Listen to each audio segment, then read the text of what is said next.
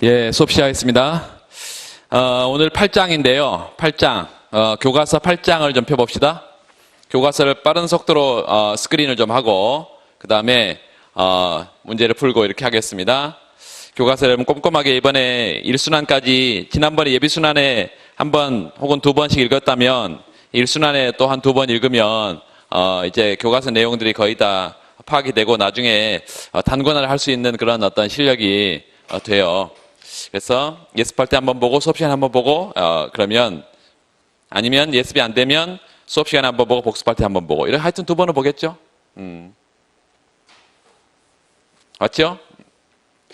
거기 그 8장의 첫 페이지 좀 보면 어제 잠깐 얘기했지만 일단 ISLM 모형하고 그 다음에 ISLM BP 모형 이 두 가지 모형이 있는데 그 ISLM이 뭐 기본 쟁점들이 이런 것들입니다. 잠깐 그 왼쪽에 빈 공간이 많잖아요. 8장 첫 페이지 보면 굉장히 빈 공간이 많아. 여백들이 많아요. 그래서 자 뭐 이건 거예요. 지금 여기 우리가 해야 될 건 기본적으로 이 상품 시장 균형에 관련해서 IS 곡선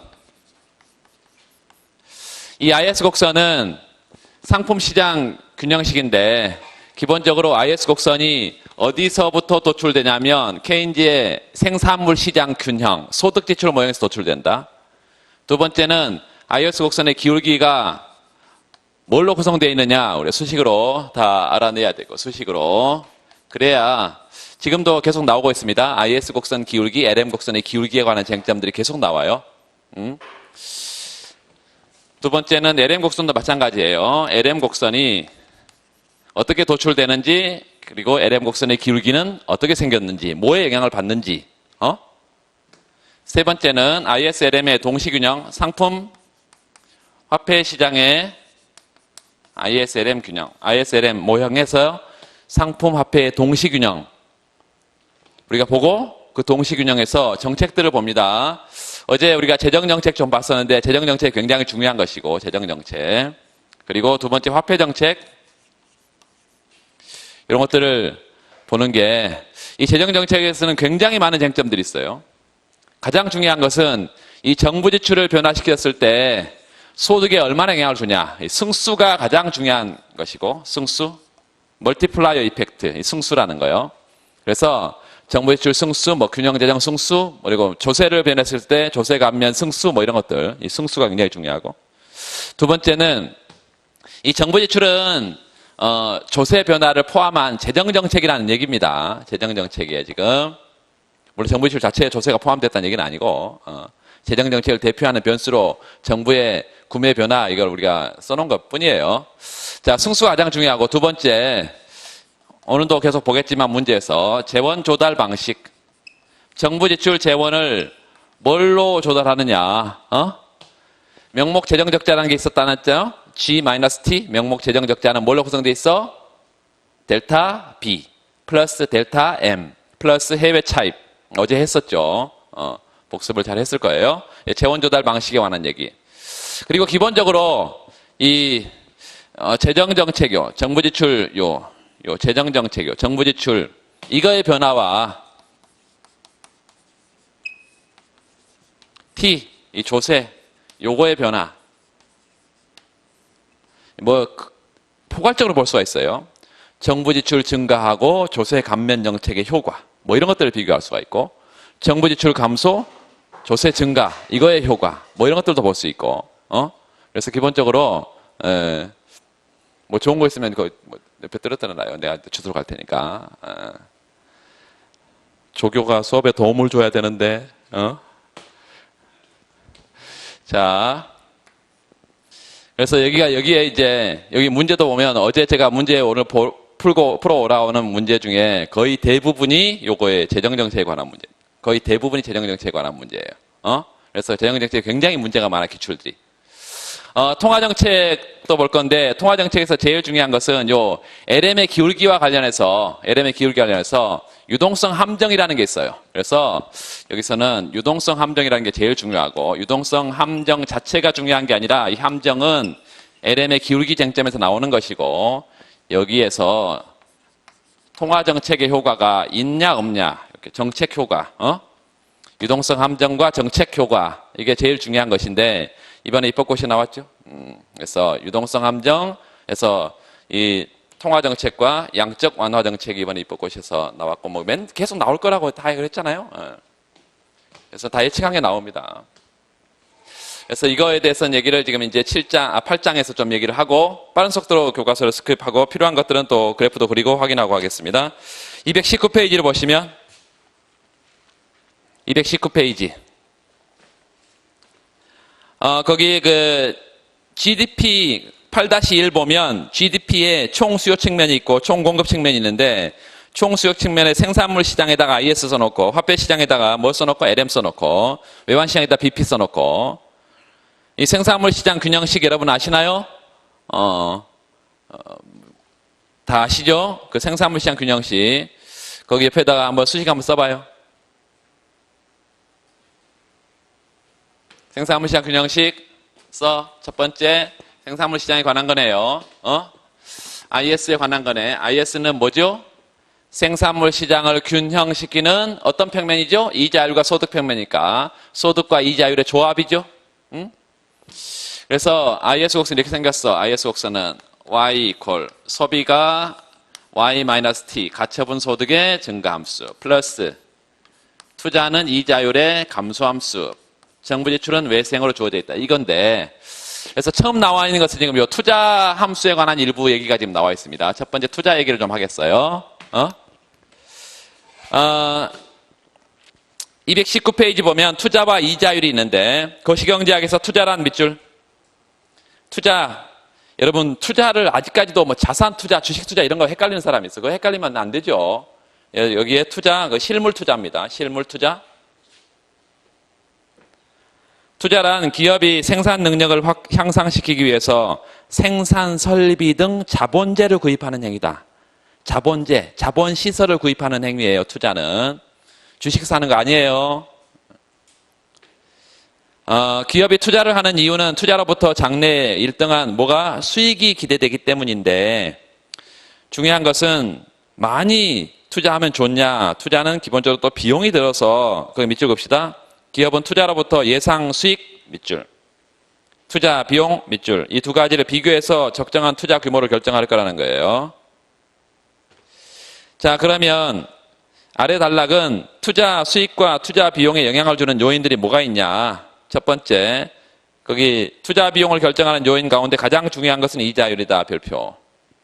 투자 비용 결정에 가장 중요한 것은 이자율이다. 그러면 이자는 어떤 의미냐.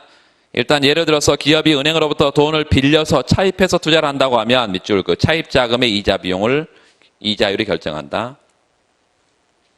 두 번째, 그러면 자기가 돈이 많아가지고 자기 자본으로 투자하는 경우는 안 빌려도 되니까 투자 비용이 없는 거냐? 아니라는 거예요. 자기 자본으로 투자하는 경우에도 투자하는 대신에 다른 사람에게 빌려주면 그만큼 이자를 받았을 거 아니에요? 따라서 이건 기회비용을 입장에서 비용이 드는 거다. 결국은 자기 자본이든 타인 자본이든 결국은 이자율만큼 투자는 비용이 든다 이 말이에요. 자 넘어가시고 220페이지 보면 첫 번째 줄에 거기다 밑줄 이자율은 투자로부터 발생하는 또 예상 수익의 현재 가치에도 영향을 미친다 밑줄.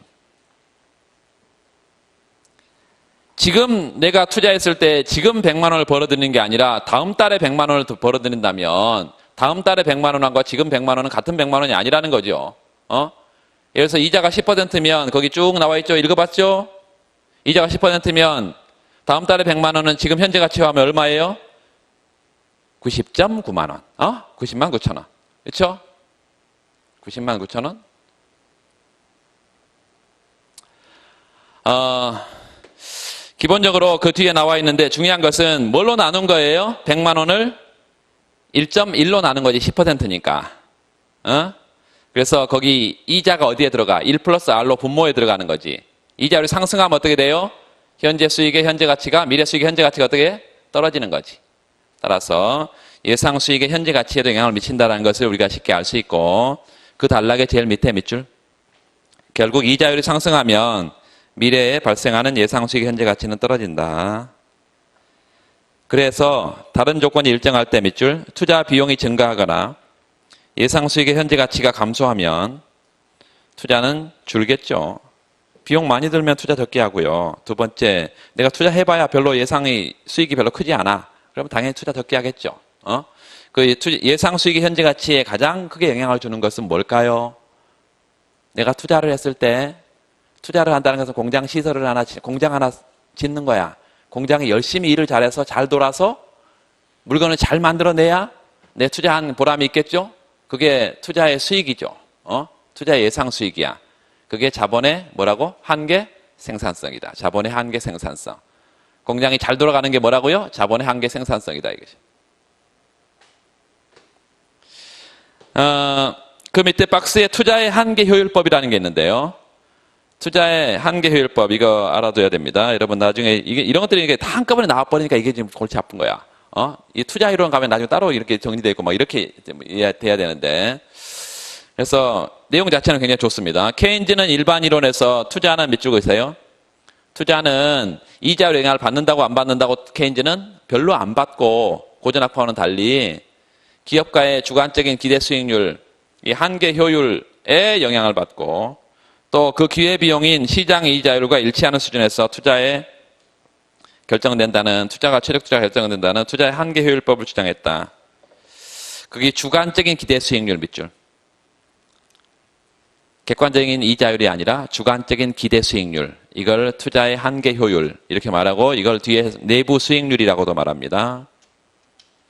그 투자의 한계 효율은 뭐냐? 거기다 별표하세요. 투자의 한계 효율은 투자 계획의 현재 가치를 0으로 만드는 할인율이다. 좌변에 0이 있죠?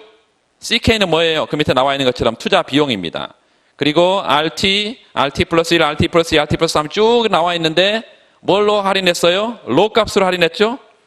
그래서 로를 여기다 다 집어넣어 봤더니 비용하고 수익의 현재 가치가 같아서 제로가 돼버리더라.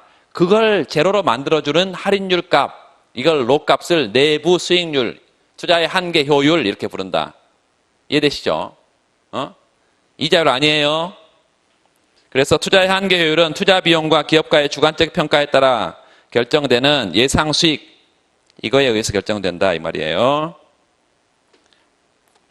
결국 기업가의 주관적 기대 수익률이 내부 수익률이고 이걸 그 뒤에 바로 밑줄 그으세요. 내부 수익률, 투자의 한계 효율 같은 말입니다. 거기까지만 읽어보시고 그 다음에 8-2에 거기에 이제 IS 곡선의 도출 이 순서가 있는데요. 그 순서를 1번, 2번, 3번 불러드릴게요. 빠른 속도로 그 그래프를 한번 확인해 봅시다. 가장 먼저가 뭘까요? 이 두 개 그래프에서 지금 IS 곡선 도출 과정 가장 먼저 뭐야? 한 점을 찾아야지. IS 곡선상 한 점을 찾아야 되죠? 한 점, 거기 점이 찍혀 있는데 점 보이죠? IS 곡선에 한 점, 이자율이 떨어졌어. 화살표. R0에서 R1으로 화살표. 1번. 이자율이 떨어지면 뭐가 증가해? 투자가 증가할 거 아니에요? 좌측 평면으로 오세요. 이자율이 R0, R1 이거 동그라미에 R0, R1 투자가 늘었죠?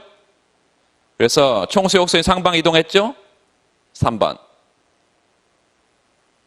소득이 Y0에서 Y1으로 늘죠? 4번. 오른쪽에 우측 평면에도 Y0에서 Y1으로 화살표 4번. 가장 먼저 뭐라고? 이자율 하락. 그 위에 간단하게 써놔요. 이자율 뭐? IS 곡선의 도출 과정의 첫 번째 이자율이 하락했을 때 투자가 증가하고 투자가 증가는 총수요의 총지출의 증가고 이게 상방이동 나타나고 그래서 결국은 소득이 증가한다. 따라서 이자율이 하락하면 소득이 증가하는 우하향하는 IS 곡선이 도출된다. 이랬죠 지금? 더 이상 필요 없고 그 생산물 시장에 8.2식이 나와 있는데요. C 플러스 I 플러스 G인데 조금 이제 복잡한 형태로 되어 있잖아요. 그 위에 이렇게 일단 적읍시다. 이런 형태로 지금 되어 있지 않고 요거를 지금 뭘로 바꿨어요? 요 소비 함수를 뭘로 바꾸고 있어요? 이게 소문자 C예요. 한계 소비 성향입니다. 그리고 1-T UI 이렇게 바뀌어 있잖아요, 지금요. 소비 함수가.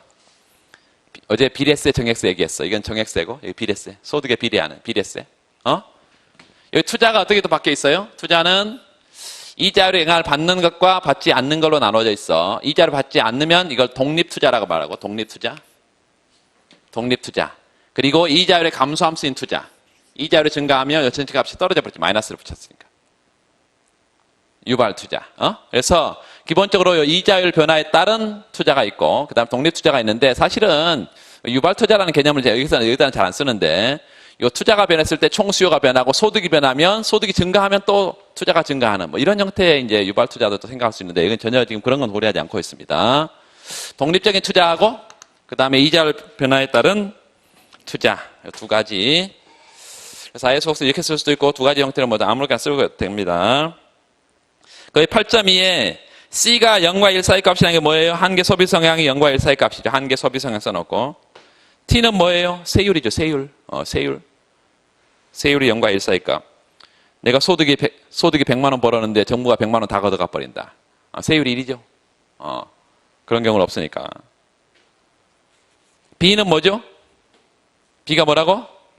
이자율 변화에 따른 투자가 얼마나 민감하게 반느냐. 투자의 이자율 탄력성. 투자의 이자율 탄력성.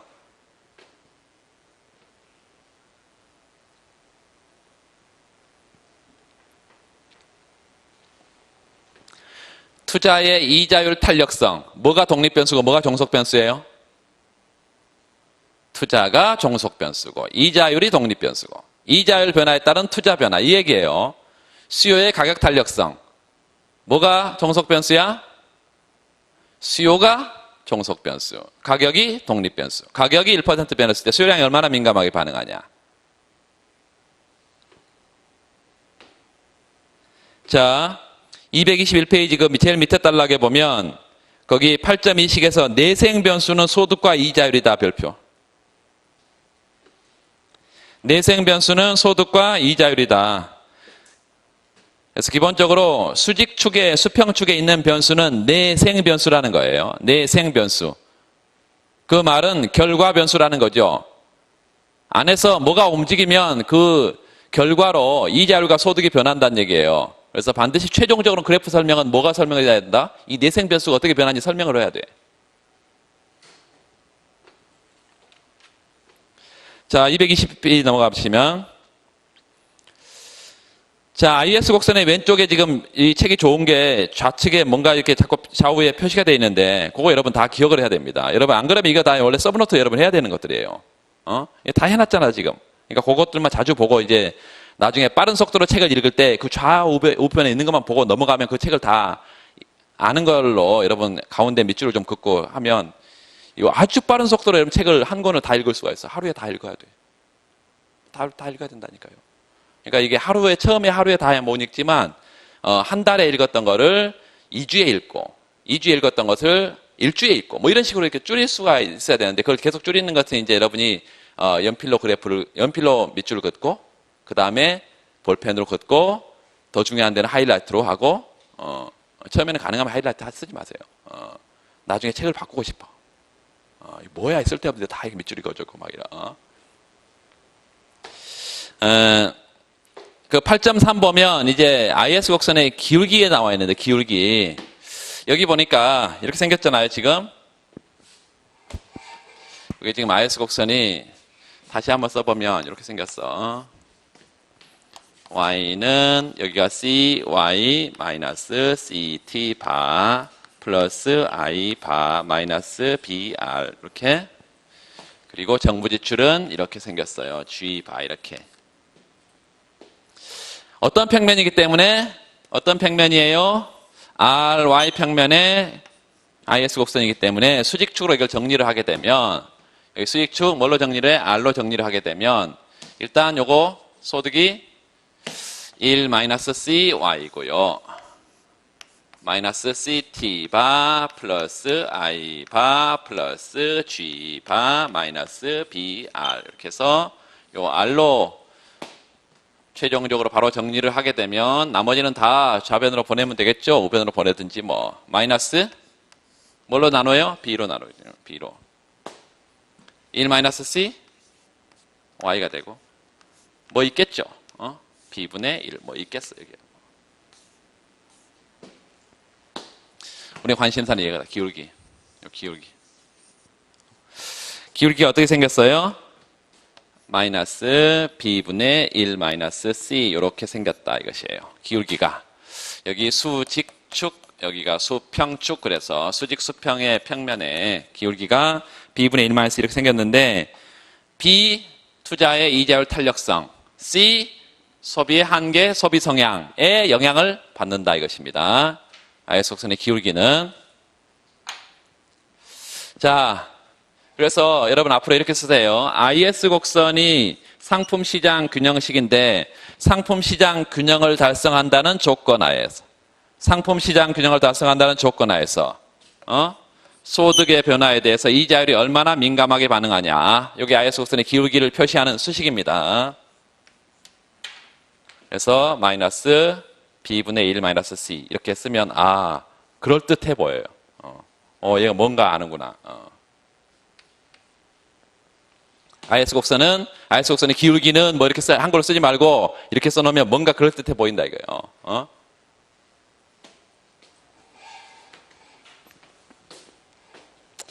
자, 그 IS 곡선의 기울기에 첫 번째 줄에 한번 보세요. IS 곡선의 우하향한 IS 곡선의 기울기를 결정하는 요인은 무엇일까? 보니까 b분의 이렇게 돼 있으면 C 대신에 뭐만 넣으면 돼요? 1-T만 그대로 같이 들어가면 돼요. 여기 1-T 같이 들어가면 됩니다. 그래서 거기 밑줄 보세요. 납세 후 한계 저축 성향. 왜 저축 성향이야? 이래서 소비 성향을 뺀 거니까 저축 성향이지. 그렇죠? 그래서 납세 후 한계 저축 성향. 이것이 클수록 밑줄 보세요. 한계 저축 성향의 역수. 한계 소비 성향이니까 한계 저축 성향의 역수로 정의되는 승수. 이게 작을수록 가팔라진다. 투자가 이자율에 덜 민감하게 반응할수록 밑줄. B값이 작을수록 IS 곡선은 가파르다.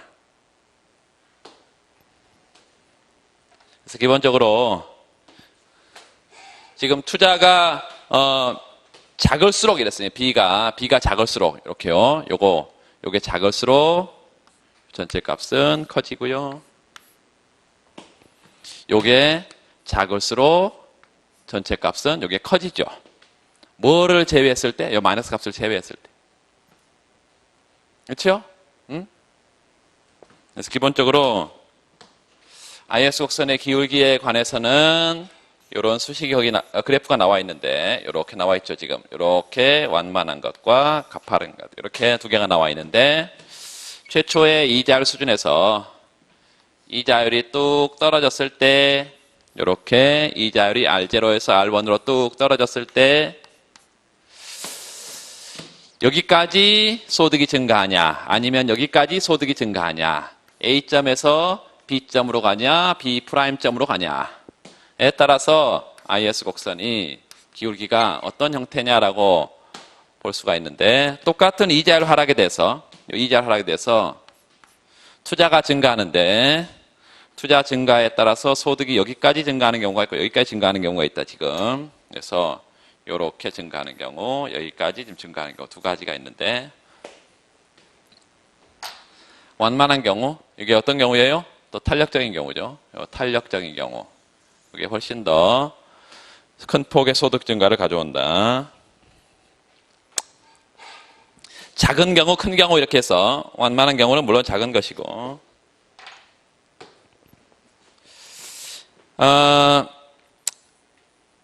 그 8-3에 그래프 나와 있는 거요. IS 곡선이 이제 가파르냐 완만하냐에 따라서 학파 간의 논쟁이 나와 있는데 그래프 밑에 보세요. 투자가 이자율 변화에 대해서 어느 정도 민감한지 고전학파와 케인즈학파는 상반된 입장을 취한다 별표하고 고전학파는 투자가 이자율에 대해서 아주 탄력적이다 밑줄. 그래서 IS 곡선은 아주 완만한 기울기를 갖는다. 케인즈학파는 밑줄. 투자가 이자율에 대해서 별로 영향을 받지 않는다. 비탄력적이다. IS 곡선은 가파르다. 그래서 여기 뭐라고 써놔야 돼? 여기는 케인즈학파 여기는 고전악파. 그 위에 그래프 있잖아요. IS1에다가 무엇은 고전? 케인즈, IS0에다가 고전악파 이렇게 써놓으면 되겠습니다. 거기에 그 IS1보다 더 가파르게 거의 수직의 형태로 하나 IS 곡선을 또 하나 더 그려보면 거의 수직의 형태로 IS 곡선 하나 더 그려봐. 그러면 투자가 이자로 돼서 전혀 영향을 안 받는 거죠. 그런 형태가 극단적인 형태의 케인즈의 주장이다 이 말이에요. 케인즈의 거기다 애니멀 스피릿잖아. 애니멀 스피릿. 애니멀 스피릿. 그리고 애니멀 스피릿은 뭐냐? 그 밑에서 네 번째 줄에 기업의 투자가 합리적인 원칙보다는 이른바 기업가의 야성적 충동에 의해서 결정된다. IS 곡선의 이동. IS 곡선 언제 이동할까요? 자, IS 곡선 보세요. IS 곡선 이렇게 생겼어. IS 곡선 언제 이동을 해? 이 자유를 잡아두면 우측이나 좌측으로 IS 곡선이 이제 이동을 하게 되면 이 총수요 변화에 따라 움직여요. 소비가 증가하면 총수요 증가할 거고, 투자가 증가해도 총수요가 증가할 거고, 정부 지출이 증가해도 총수요가 증가할 거고, 총수요가 증가하면 소득이 증가하는 방향으로 가야 되겠죠, IS가? 그렇죠? 얘가 떨어졌어. 그러면 총수요가 감소하죠? 그러면 소득이 감소하는 방향으로 IS가 좌측 가야 되겠지? 뭐 상식이죠? 볼 필요도 없고. 225페이지. 두 번째 단락에 케인즈는 밑줄. 케인즈는 이자율이 화폐 시장에서 경제 주체들의 유동성에 대한 선호하고 밑줄. 유동성에 대한 선호. 이걸 화폐에 대한 수요라 했습니다. 그 다음에 화폐 공급이 상호작용에 의해서 결정된다. 이게 유동성 선호설이라 그랬고. 그 다음에 이제 조금 더 나왔는데 조금만 더 가봅시다. 자산 시장 균형은, 이 자산은 뭐가 있냐면, 케인즈가 생각하는 자산은 화폐하고 채권이었어요. 화폐하고 채권. 그래서 자산 시장 균형은 화폐 수요, 채권 수요, 이 전체 자산에 대한 수요하고, 그 다음에 화폐 공급과 채권 공급, 전체 자산의 공급이 맞아떨어지면 두 개 시장이 동시에 균형이다 이 말입니다. 그래서 거기 8.4는 MD하고 BD 합하고 MS하고 BS 합하고 뭐 이거 뭐예요? 그냥 같다는 얘기죠. 근데 시장이 여러분 두 개의 채권하고 화폐가 두 개의 자산이 있다는 거 여러분 알아두세요. 그 8.5 바로 밑에 거기다 밑줄 겁시다. 화폐 시장이 균형 상태에 있다면 시장은 두 개뿐이니까 다른 채권 시장도 당연히 뭐예요? 균형 상태에 있어야 되겠죠? 이게 무슨 법칙이에요? 무슨 법칙? 미실 안에서 몰라요? 월라스 법칙. 경제에 N개 시장이 있으면 N-1개 시장이 균형이면 나머지 1개 시장도 자동적으로 균형을 달성한다. 월라스 법칙. 정확하게 표현하면 월라스 법칙의 파생 원칙입니다. 시장이 두 개밖에 없는데 1개 시장이 균형이면 다른 1개 시장은 당연히 균형해야 되지. 따라서 그 화폐 시장의 균형을 가져오는 이자율은 채권 시장의 균형을 가져오는 이자율과 같다. 이자율이 화폐 시장을 균형을 달성했어. 그럼 다른 시장도 당연히 균형이니까 그때 이자율도 채권 시장도 균형 이자율일 거 아니에요? 뭐 당연한 것이죠. 자, 화폐에 대한 수요가 있는데 그 거래적 화폐 수요, 투기적 화폐 수요가 있어요.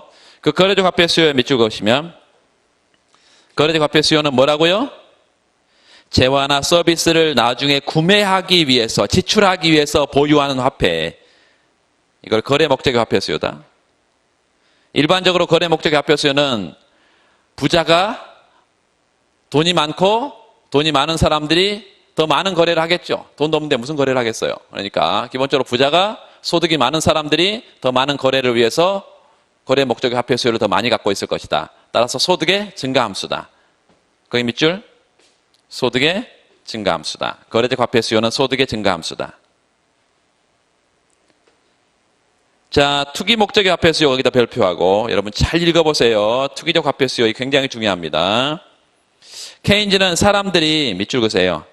미래에 수익성 금융자산 뭐예요? 수익을 주는 금융자산이에요. 수익성 금융자산에 투자를 하기 위해서 그 기회를 엿보면서 일시적으로 화폐를 보유하는 것을 화폐에 대한 투자적 수요라는데 보통 이제 투기적 수요라는 표현이 더 맞는 것입니다. 스페큘러티브, 투기적 목적의 화폐 수요. 미래를 예측해서 화폐를 보유한다 이 말이에요. 예를 들어서 경제 내에 화폐와 채권 밑줄 둘. 화폐, 채권 두 가지 금융자산이 있어요. 케인즈가 두 개의 금융자산이 있다 그래서 현실은 두 개만 있나요? 많잖아요. 자산은 포트폴리오가 굉장히 많은 자산들이 있습니다. 그런데 화폐와 채권 두 가지가 있다고 그랬어요. 일반적으로 채권 가격 이자율과 역관계를 갖는다. 거기다 밑줄 긋고. 채권 가격은 이자율과 역의 관계를 갖는다. 왜 그러냐? 그 밑에 각 주에 잘 설명하고 있어요. 거기다 별표해 놓고. 채권 시장이 효율적인 경우 채권 가격은 채권 수익의 현재 가치를 결정한다. 내가 채권을 한 단위 갖고 있으면 다음 달, 그 다음 달, 1년 후, 2년 후 계속해서 뭐가 나와요? 계속 수익이 나와. 그 수익을 다 합한 게 채권 가격이다 이 말이에요. 보니까 예를 들었는데 시장 이자율이 R입니다. 그리고 매년 내년에도 2년 뒤에도 3년 뒤에도 매년 이런 식 영구적으로 이자를 받는다 하자. 그러면 1년 뒤에 이자는 현재 가치로 하면 아까 뭘로 나눴어요? 100만 원을 뭘로 나눴어? 1.1로 나눴잖아요. 1 플러스 R로 나눴잖아. 그렇죠. 그래서 1 플러스 R로 나눠서 1원이에요. 현재 가치 하면. 2년 뒤에 거는 1 플러스 R의 제곱의 1이죠. 3년 뒤는 3승의 1이죠. 이걸 영구적으로 더한 거야. 그러니까 초항은 얼마? 1 플러스 R분의 1. 얼마씩 곱해간 거라고요? 1 플러스 R분의 1씩 곱해갔어. 그게 뭐예요? 그걸 뭐라고 그래? 곱해간 걸, 똑같은 걸 곱해간 거, 이거 뭐예요, 이거? 공비. 공비. 다 더한 거 뭐예요? 급수죠? 그리고 같은 걸 더했어. 등비. 그래서 무한 등비 급수다. 무한 등비 급수. 공식이 뭐죠? 1 마이너스 공비분의 초항. 해봐요. 1 마이너스 공비분의 초항. 1 마이너스 공비는 얼마? 1 플러스 R분의 1. 초항은 1 플러스 R분의 1 분자. 그게 채권 가격이죠? 자, 채권 가격은 1 마이너스 1 플러스 R분의 1 플러스 R분의 1. 그러니까 1 플러스 R분의 R. 1 플러스 R분의 1. 뭐예요? R분의 1이죠. 그래서 앞으로는 채권 가격을 여러분이 설명하고자 할 때 요게 된다는 것을 알고 설명을 해 가야 되겠죠. 응? 안다고 해야지 채권 가격은 이자율과 반비례하므로 이렇게만 쓰겠지만 보통은 이렇게 쓰겠지만 조금 더 내가 안다고 보여줄 수 있는 공간이나 시간 여력이 있을 때 이렇게 써주면서 가면 좋겠죠. 이게 일일이 다 가진 않고 이렇게 PB 이퀄 R분의 1.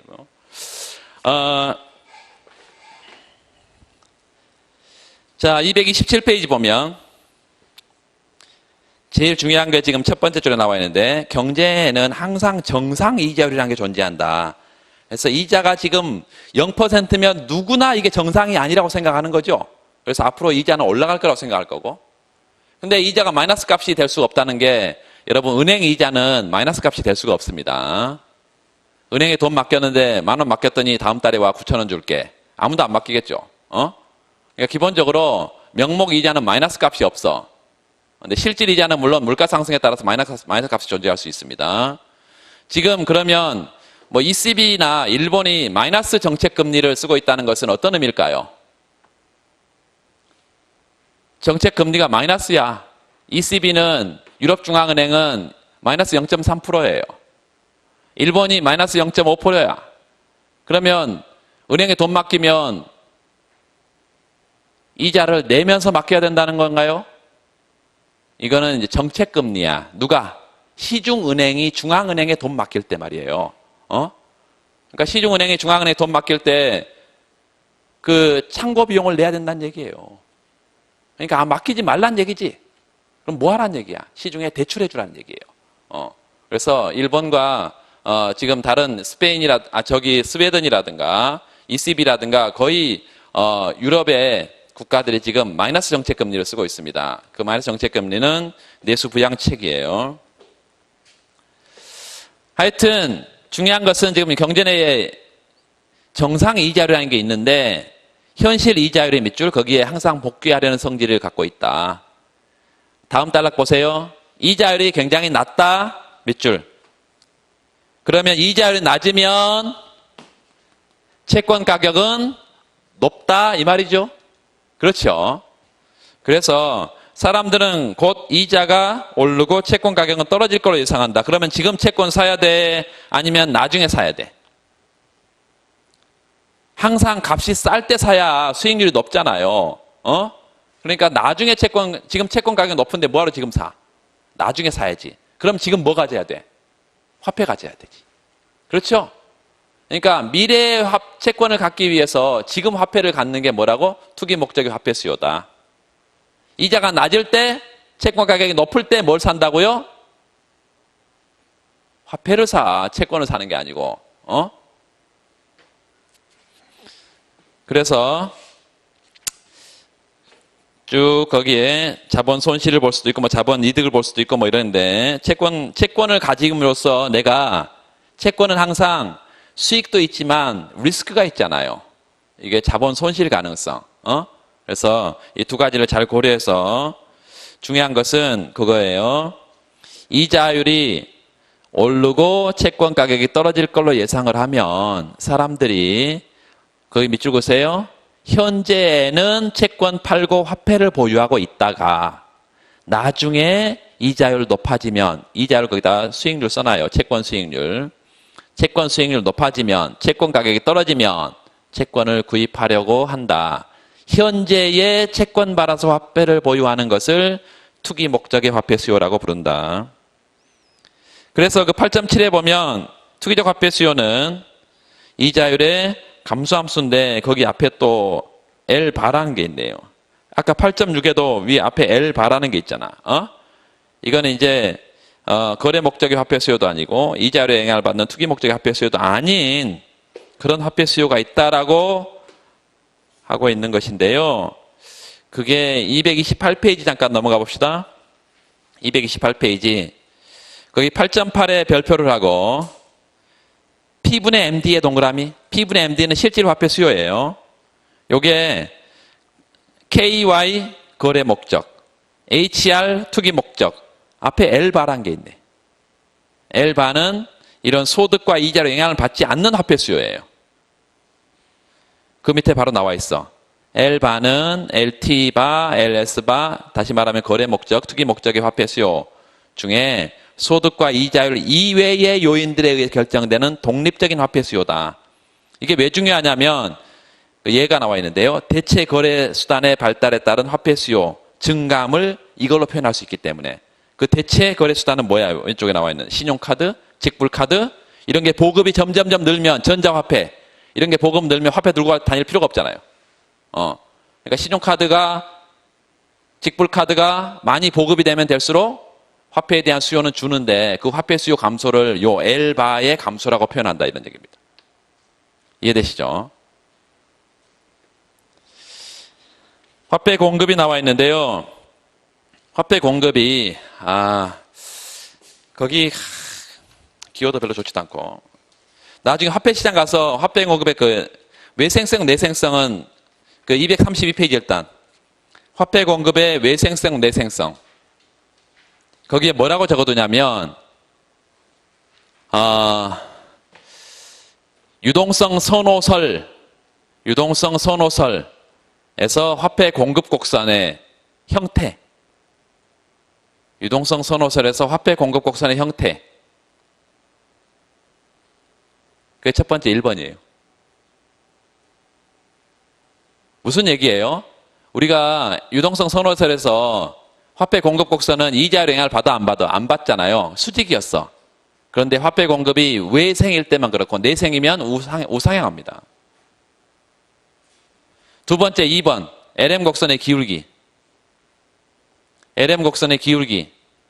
화폐 공급이 외생일 때 내생일 때 LM 곡선의 기울기가 다른데요. 세 번째 재정정책과 통화정책 효과. 3번 재정정책과 통화정책 효과. LM 곡선의 기울기가 다르면 재정 통화정책 효과가 달라집니다. 그걸 비교하는 게 화폐 공급의 내생성, 외생성의 주장인데, 케인즈는 통화주의자는 화폐 공급이 외생이라고 말해요. 통화주의자는 화폐 공급이 뭐라고 말한다고? 외생. 다시 말하면 중앙은행이 마음대로 조절할 수 있는 변수다 이것이에요. 근데 케인즈는 그게 아니다 이것이지. 화폐 공급이 내생이라고 말합니다. 화폐 공급이 누구의 영향을 받는다? 중앙은행뿐만 아니라 시중은행의 영향에서 받고 민간에 의해서도 영향을 받는 화폐 공급이 내생적이다. 이런 주장을 한다 이것이. 그게 화폐 공급의 내생성, 외생성의 전체의 주장인데 나중에 화폐 시장 가서 하겠습니다. 다시 앞에 좀 와서 229페이지에다 화폐 공급에다가 나중에 뒤에 가서 하겠지만 지금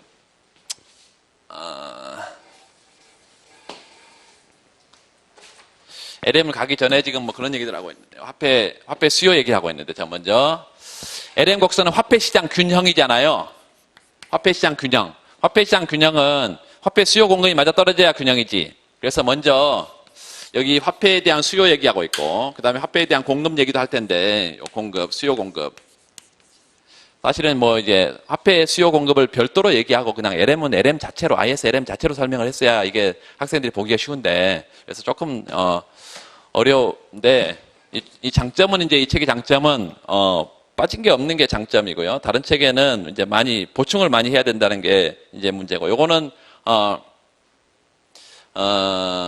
체계만 잘 잡으면 내용이 굉장히 풍부해서 도움이 많이 됩니다. 이 수요는 방금 지금 다 맞고요. 어떤 수요가 있어요? 거래 목적의 합표 수요, 투기 목적의 합표 수요, 그리고 뭐에 영향을 받지 않는 이자율과 소득 영향을 받지 않는 대체 거래 목적의 화폐 수요. 여기까지 다 봤어요. 두 번째 화폐 공급은 기본적으로 머니 서플라이 화폐 공급은 뭐에 영향을 받냐면요. 화폐 공급은 요 통화 승수에다가요. 본원 통화를 곱한 거에 영향을 받습니다. 화폐의 공급은 통화 승수에다가 뭐요? 본원 통화. 본원 통화라는 것은 중앙은행이 발행하는 통화를 의미합니다. 발권 은행에서 그래서 이걸 H라고 쓰는 것은 하이 파워드 머니 본원 통화 이렇게 말하고 그래서 이게 통화 공급 방정식이에요. 이게 통화 공급 방정식. 통화 공급은 어떻게 이루어진다고요? 통화 승수에다가 본원 통화. 다시 말하면 중앙은행이 통화를 발행하게 되면 이게 시중을 돌면서 신용 창조 과정을 통해서 확장, 팽창 돼서 시중에 통화 공급이 이루어지는데 요거 통화 승수는 또 어떻게 쓸 수 있느냐? 통화 승수는 요 H로 M을 나누면 되겠죠. 그래서 이게 통화 승수라는 거예요. 통화 승수. 요 정의를 여러분이 지금 용어 몇 가지를 지금 알아가겠습니다. 통화 승수. 자, 그리고 여기서 M이라는 것은요. 민간이 보유한 현금 통화하고요. 캐시, 현금 통화. 그리고 은행이 갖고 있는 요구불 예금. 은행의 예금 같은 데는 언제든지 내가 가서 달라면 줘야 되는 예금이 있고요. 그 다음에 정기적금 이런 거 1년 동안 맡겨놔야 되는 거 이런 것들 정기적금 이런 걸 뺀 이건 언제든지 찾을 수 있는 예금 그래서 요구불 예금 그 다음에 여기 하이파워드 머니 본원 통화는 민간이 갖고 있는 캐시 요구하고 R은 뭐예요? 지불준비금 그래서 이 리저브 보드 지불준비금이라는 것은 기본적으로 법으로 정해진 지불준비금이 있습니다. 시중으로부터 너가 10,000원을 예금을 받잖아. 그러면 1,000원은 꼭 갖고 있어라. 이렇게 법으로 정해진 지불준비금이 있고 그 다음에 은행은 보통 미래를 대비하기 위해서 초과 지불준비금을 일부를 가지고 있습니다. 중요한 것은 이 지불준비금과 캐시를 합하면 하이파워드 머니 본원 통화하고 같다는 거. 이건 전부 다 뭐예요? 다 정의식입니다. 다 정의식이야. 이래요. 그래서 결국은 요거를 뭘로 쓰면 C 플러스 R, 요거 C 플러스 D 뭐 이렇게 쓸 수 있다는 거예요. 통화승수라는 것을. 그리고 여기에 뭐가 전혀 들어있지 않아? 이자율이 전혀 들어있지 않기 때문에 이런 거에 이자율이 전혀 들어있지 않기 때문에 중앙은행이 정할 수 있는 외생적이다라는 이런 주장들이 이게 여기까지는 있는데요. 여기다 이제 뭘 다 집어넣어버리면, 이자율을 집어넣어버리면 내생 변수인 것을 얘기할 수 있습니다. 일단 그거만 알아두고 이건 넘기세요. 넘기고 232페이지 보면 중앙은행의 공개시장 조작 정책, 뭐 할인율 정책, 지급준비율 정책 이런 것들이 있는데요. 그거 체크해서 잠깐 보시고, 우리가 지금 보고 싶은 것은 LM이에요. 234페이지. 이렇게 가면 뭐 이해는 잘 되겠지만 날이 새겠습니다. 하여튼 LM 곡선 가보세요. LM. 그 LM 곡선 어떻게 생겼냐면,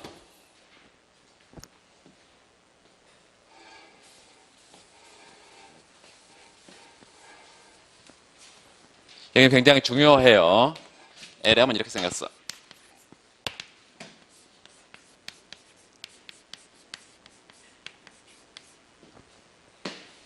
여기 뭐 화폐 공급이 외생으로 주어놓고 ISLM 모형에서는 계속 외생 변수가 M이에요. 그러니까 뭐 여기서 외생, 내생 설명할 이유가 사실 없어. ISLM 설명할 때는.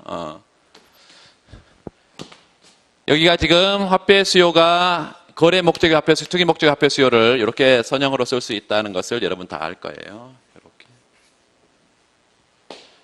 그리고 특별한 경우가 아닌 한, 여기에 뭐 특별한 경우가 아닌 한 뭐 이런 거 안 써요. 꼭 우리가 뭐 신용카드 뭐 이런 거 얘기하고 싶으면 쓰지. 안 써. 자, 중요한 것은 뭘로 정리했을 때, 이자를 R로 정리했을 때 H분의 KY 마이너스 H분의 1 P분의 M 바 뭐 이렇게 되겠죠. 이게 뭐예요? 수직축이고, 요게 수평축이고, 기울기가 뭐죠? 요거죠. H분의 K죠. 그래서 LM, 다시 말하면 화폐 시장을 균형으로 가져가는 조건 하에서 소득이 변했을 때, 소득이 변했을 때 이자율은 어떻게 변하냐? 기울기가 뭐냐? H분의 K다. 그래서 화폐 수요의 이자율 민감도, 화폐 수요의 소득 민감도, 이렇게. LM 곡선의 기울기가 완만하냐, 가파르냐. 이게 쟁점이 있죠. 그래서 이게 이제 고전학파하고 케인즈는 어떤 생각을 하냐면, 고전학파는 요 H값이 사실상 뭐예요? 0이에요. H값이 0이라는 것은 무슨 의미예요? 요거 자체가 없다는 거야. 이자율 변화가 화폐 수요에 아무런 영향을 주지 않아. 그게 계속했던 게 MV equal PY 이렇게 하면서 화폐 수량설에서 소득만의 함수지 이자율 영향을 전혀 받지 않는다 했잖아요. 요 케인즈는 H가 뭐예요? 무한대 값이에요. H가 무한대 값이야. 그러면 이자율이 조금만 변해도 엄청나게 화폐 수요가 늘어. 왜 그럴까요? 이자율이 사실상 0, 제로 수준에 있기 때문에. 0, 제로 수준에 있기 때문에 모든 경제 주체가 아까 정상 이자율로 이자율 상승할 거라고 생각을 해. 채권 가격이 떨어질 거라고 생각을 해. 그럼 지금 뭐 해야 돼? 내 지금 시장 나가서 뭐 사야 돼요? 화폐를 사야지. 내가 갖고 있는 채권 다 시장에 내놓고. 그래야 되잖아요. 나만 그래? 다른 사람도 다 그래야 된단 말이에요. 다 그래. 그러니까 엄청나게 투기적 목적의 화폐 수요가 는다는 얘기예요. 언제? 유동성 함정 상황에서. 그래서 유동성 함정.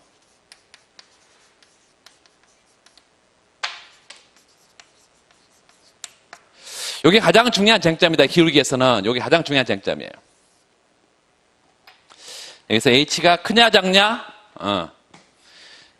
얘도 소득 영향을 받는다는 걸 인정을 해요. 케인즈도 소득 영향을 받는다는 걸 인정을 해. 근데 얘는 전혀 이자를 영향을 안 받는다 그러고, 얘는 이자율에 엄청나게 영향을 받는다 그러고요.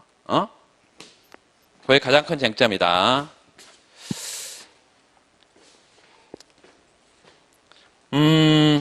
그래서 그 그림 8-6.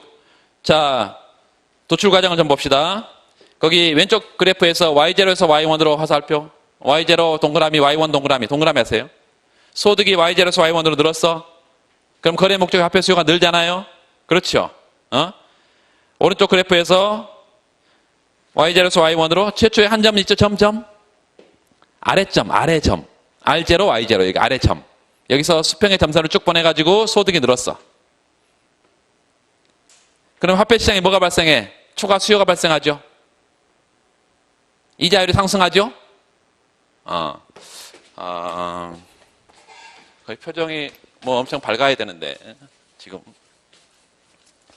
뭔가 지금 고민하고 있는 그런 표정이 버리면 안 되는데 지금 이런 거는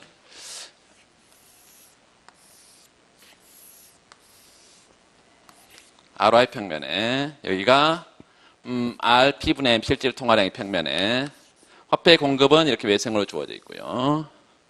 화폐 수요가 이렇게 생겼어. 화폐 수요가. 화폐 수요가 리퀴디티 프레퍼런스예요. 뭐 이렇게 쓸 수도 있고 P분의 MD 이렇게 쓸 수도 있고 소득이 Y0에서 이자율은 R0에서 결정돼 있는 머니 서플라이는 화폐 공급이고 화폐 수요가 맞아떨어지면 여기가 균형이다. 자, 최초의 이자율 수준, 소득 수준 여기가 A점이다. R0, Y0 최초의 이 상태에서 이렇게 화살표를 하라는 거예요. 이게 소득이 늘었어. 여기 1번. 이거 소득이 늘었어. 1번. 그러면 화폐 수요가 어떻게 돼? 이렇게 L''으로 소득이 늘면 화폐 수요가 늘면서 화폐 시장의 최초의 이자율 수준에서 화폐 수요가 늘니까 초과 수요가 발생하고요. 화폐 시장에 초과 수요가 발생하고 소득이 증가가 이자율을 상승시켜서 R1으로 화폐 시장의 또 다른 균형으로 간다는 얘기죠. 이렇게 이자율을 상승시켜서 또 다른 균형으로 간다는 얘기야. 이렇게 두 점을 연결하는 게 LM 곡선이다. 여기서 보면 어때요? 소득이 증가하면 화폐 시장에 뭐가 발생하지? 초과 수요가 발생하죠. 이자율 어떻게 돼야지? 올라가야지. 수요가 가라앉죠. 왜 그래? 요거 주어져 있잖아. 중앙은행이 외생으로 주어져 있잖아. 지금 물가가 고정되어 있는 모형이잖아요.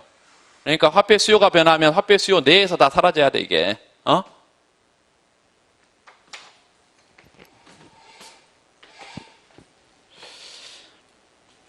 다 알 것이고요. 거기에 235페이지 요약하면 세 번째 줄.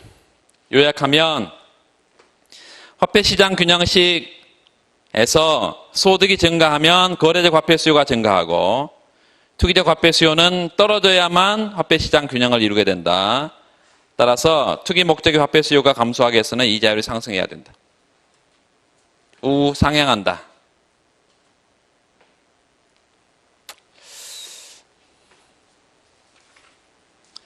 LM 곡선의 그 기울기와 관련해서 236페이지 그래프가 나와 있는데 거꾸로 그려놨어. 이렇게 그릴 리가 없어요. 그 LM 곡선이 가파른 경우하고 완만한 경우 두 가지 나와 있는데 한 점을 중심으로 LM1이 가파른 거죠. LM0는 완만한 것이고 H분의 K가 어떤 게 커요? LM1이 커? LM0가 커? 가파른 게 큰 거잖아요. 플러스 값이니까 지금. 아까 마이너스 값일 때는 가파르면 어떤 거예요? 작은 거죠. 여기는 가파른 게 큰 거잖아. 그래서 LM1 옆에다가 H분의 K가 큰 경우, LM0 옆에다가 H분의 K가 작은 경우,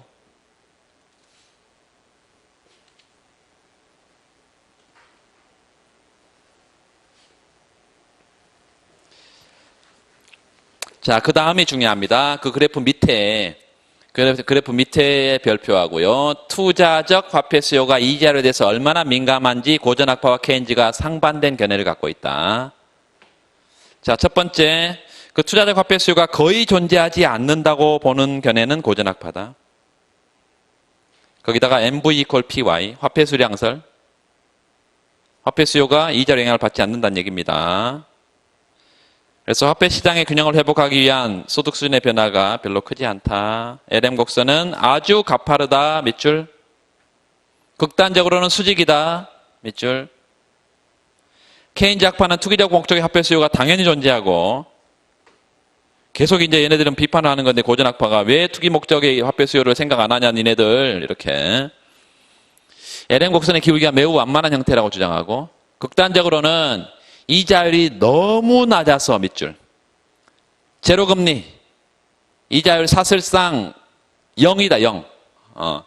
이 제로금리. 그러면 모든 사람들이 이자율 상승할 거라고, 채권가가 떨어질 거라고 생각하고, 따라서 채권 모두 팔고 현금을 보유한다, 밑줄. 이게 투기 목적의 화폐 수요다.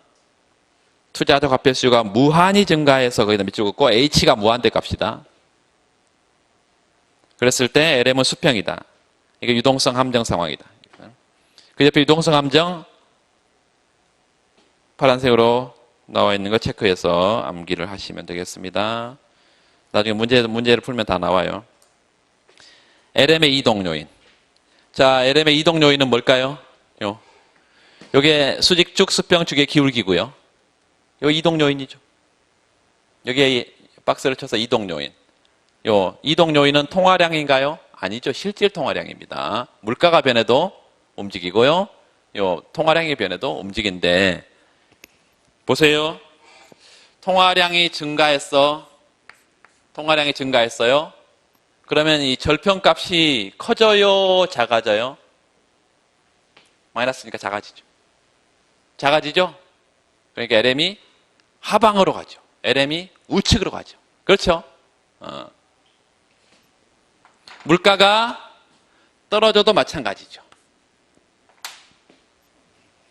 그래서 실질 통화량이 증가하면 LM 우측, 실질 통화량이 감소하면 LM 좌측. 이래요.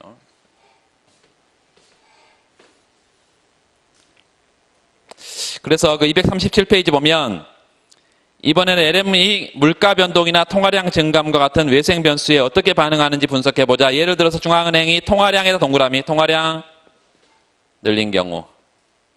그 다음 단락에 마찬가지로 물가 수준의 변화도 실질 통화량에 영향을 줘서 LM을 이동시킨다. 잘 나와 있죠. 그래서 읽어보시면 되고.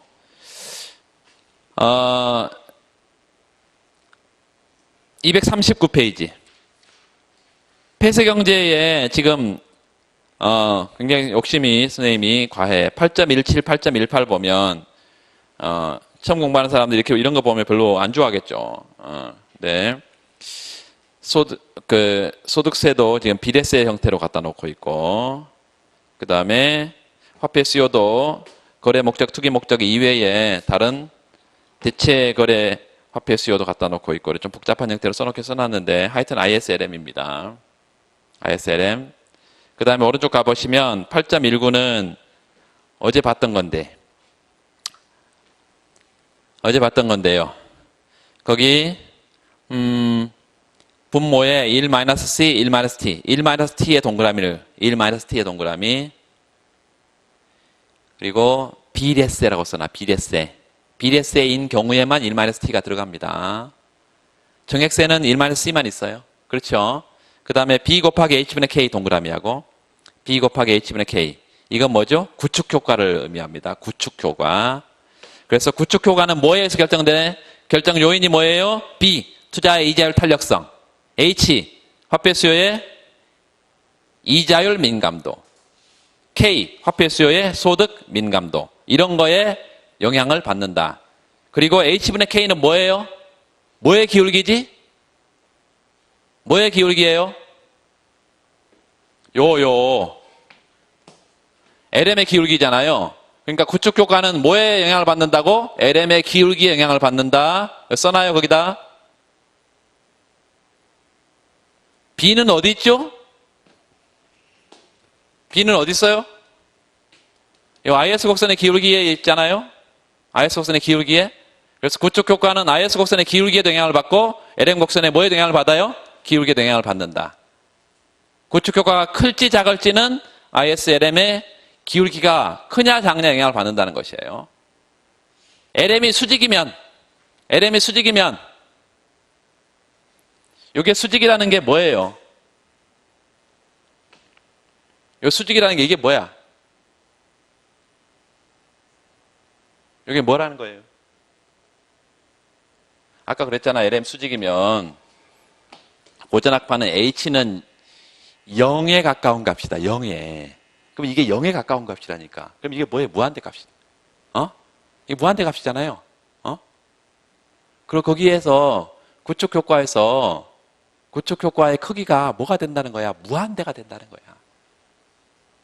다 사라져버리고 소득의 변화가 전혀 없다는 얘기지. 이해되세요? 여기 보세요. B값요. B값. B 곱하기 H분의 K네. B가, 요게 지금, 케인즈는 B값이 크다고 그래, 작다고 그래? 투자의 이자 활탈했으니 케인즈가 크다고 그래, 작다 그래요?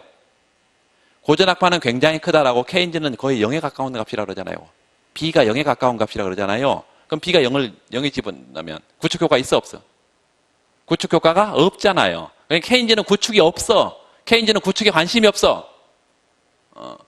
고전학파는 전부 다 구축된다고 그러고. 이해되시죠? 그러니까 우리가 말로 하는 것들을 간명하게 수식 한두 개를 제시를 해두고 IS 곡선 이렇게 생겼는데 LM 곡선 이렇게 생겼는데 구축효과의 크기는 이 학파 간 논쟁이 이렇게 달라진다 이렇게 설명을 하면 굉장히 논리적이고 있어 보이지만 그냥 말로 이 말했다 저 말했다 이렇게 하면 그러니까 경제학에서는 가능한 한 간략하고 간결한 것들을 좋아해요. 그러면 수식을 하나 딱 제시해 놓고 이 수식에서 보듯이 이렇다라고 하는 게 제일 좋아. 이해되시죠?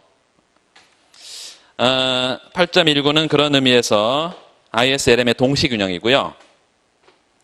그 위에 밑줄 그러나 화폐시장 균형식과 생산물시장 균형식 이거를 연립해서 균형 국민소득은 이게 총수요 곡선입니다. 이게 지금 뭐라고? 8.19가 총수요 곡선이에요. 상품과 화폐의 동시균형. 자, 재정정책 241페이지 보세요. 241페이지. 재정정책은 세 개의 평면 중에 뭘 버리라 그랬어요? 뭘 버려? 유동성 선호서를 버리고 재정정책은 IS 곡선을 움직이니까 소득 지출을 모형하고 ISLM만 간다 그랬어요.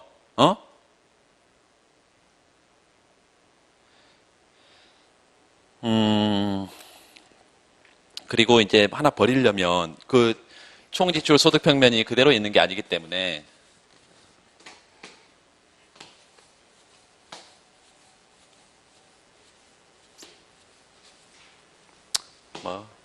쉴 땐 쉬고 10분 쉬겠습니다.